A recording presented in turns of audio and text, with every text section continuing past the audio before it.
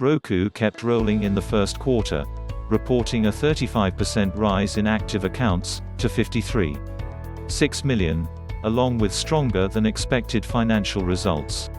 Revenue grew 79% compared with the same quarter a year ago, hitting $574.2 million, far higher than the consensus forecast by Wall Street analysts for $490.6 million.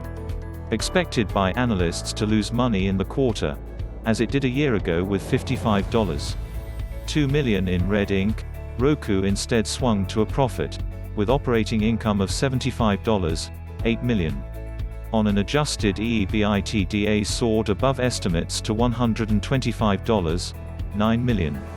While active accounts increased, the number of additions was lower in the first quarter than in recent quarters. During a call with the press prior to the company's quarterly call with analysts, CFO Steve Louden said comparison between the fourth quarter of one year and the first quarter of the next is difficult because of the holidays.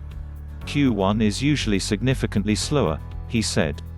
The other variable, Louden said, is the coronavirus pandemic, which hit the company's core US business toward the end of the first quarter in 2020. Going back to the first quarter of 2019, he said, account growth was less than half the 2.4 million additions of the current year first quarter, indicating no slowdown, in the company's view. Total streaming on Roku devices came in at 18.3 billion hours, an increase of 49% year-over-year. Average revenue per user reached $32.14, up 32%. Advertising continues to be a strong suit for Roku. The company said 85% of the audience reached to viewers aged 18 to 49 on the Roku Channel was unduplicated with traditional TV. The company has been making its presence increasingly felt in the ad business in recent months.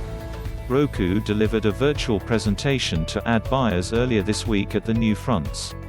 In recent months, it has bought Nielsen's advanced video advertising business and acquired original programming from Quibi and the producer of home improvement mainstay This Old House. While the Roku Channel is a gateway for 50 subscription streaming services, its main offerings are free and ad-supported. By adding a steady supply of originals, the company sees potential to benefit from an ongoing shift of ad dollars from traditional linear TV to streaming.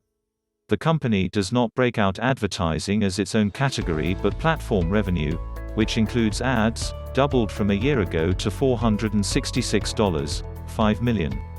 Roku, which has recently become the leading streaming provider in the Befitting that status, it has had tension with distribution partners at times, the latest being YouTube. It recently removed Google-owned YouTube TV from its channel store, which prevents new customers from activating subscriptions but allows existing ones to access their bundles. Asked about the situation, which spilled into public view about 10 days ago, Scott Rosenberg, SVP and GM of the company's platform business, said he didn't have an update.